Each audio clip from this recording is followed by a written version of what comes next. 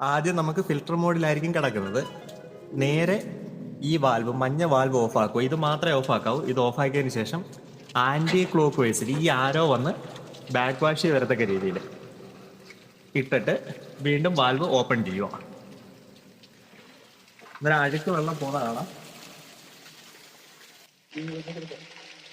ഇത് നല്ലോണം തെളിഞ്ഞതിന് ശേഷം വീണ്ടും റിൻസിലോട്ട് ഇടുക.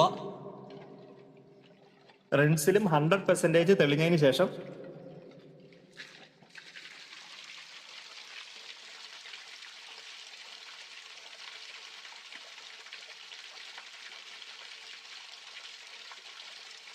തെളിഞ്ഞോ?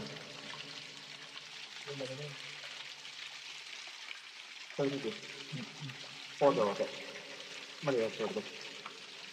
റിൻസിൽ 100% തെളിഞ്ഞതിന് ശേഷം വീണ്ടും ഈ വാൽവ് ഓഫ് ചെയ്യുക. അതിനുശേഷം നേരെ ഫിൽറ്ററിലിടുക. ഫിൽറ്റർ മോഡിലിടുക. ഫിൽറ്റർ മോഡിൽ ഇട്ടതിന് ശേഷം വാൽവ് ഓൺ ആക്കണം. എന്നാലേ നമുക്ക് ലൈനിലോട്ട് വെള്ളം വരൂ.